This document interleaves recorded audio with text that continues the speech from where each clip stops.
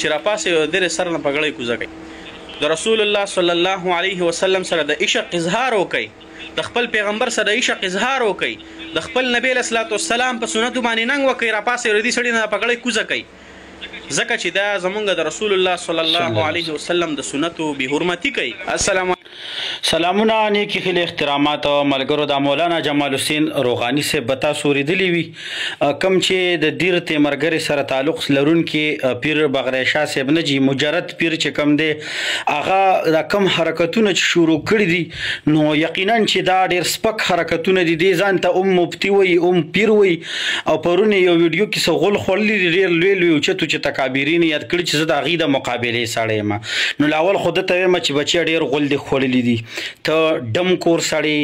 او تا چې د نو د مشران و چې د مخ کې ټیکو خو ته ما ته مخ کې نه جوړو 2 نمبر ښکارې دي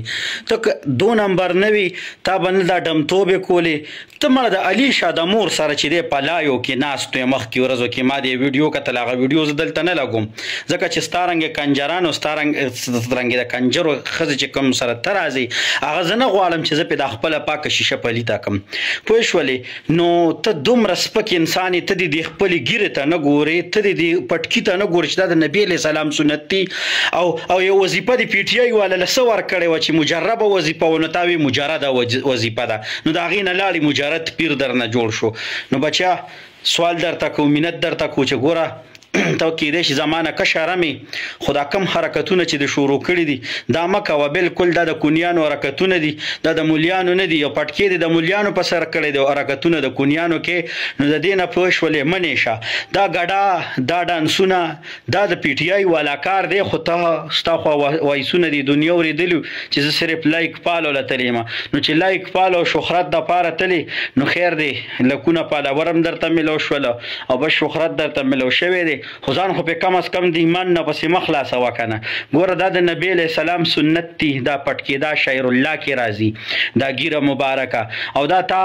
ګیره خوځې او سر باندې پټکې خوځې او ګډېږي او دا د چلونه کې هسې په ایمان یې ووایه څومره سپک کار دی کم از کم چې دا ګیره او پټکې دی نه وي نو که داسې حرکت دی کولی نو موږ به وي چې یوتیا دی نو مذهبي یوتي ډم در نه جوړ شولو پوه شولې دلته کې که په جمعیت کې څه ټیم کې وي نو خشته پټکې به دی او ښې خبرې به دی کولې او بس چې پوه شولې چې پخو خبرو راته شهرت نه میلاویږي نو لاړلې ډم هم شولې پسې ګوره دا شهرت دومره خاص شی نه دی د الله تعالی چې کوم دین اسلام موږ ته رالیږلی زموږ خوږ پیغمبر دی د هغه په طریقو باندې روان شه دا 2 طریقې دي د هغه خپلې کړي دي چې دا ګیره او پټکې مبارکه نور چې دی عمل دی چې دی ټول د یوتیاګانو دی نو زه خو یم چې دا ګډاګانې او دا ډانسونه او دا 2 نمبر کیسې پرېږده ستا د دې دغه نه ماته اندازه کېږي ټول عمر به د ګوډو باجه والي وي پوه شولې د ګسې کار دی کړی دی ځکه چې دی نو تا کې دا یو رګ د اجړاګانو د ډمانو پاتې دی ګلچاخت مولوي صاحب د خدای او د رسول نه ویرېږه سوال درته کو دا پټکې دی په سر پروت دی پوه شولې چې بس د دې 2 نمبر کیسو نه منې شه و په پی ټي آی کې تا ته موږ نه وو چې ته راووړه پوه شولې خو کم از کم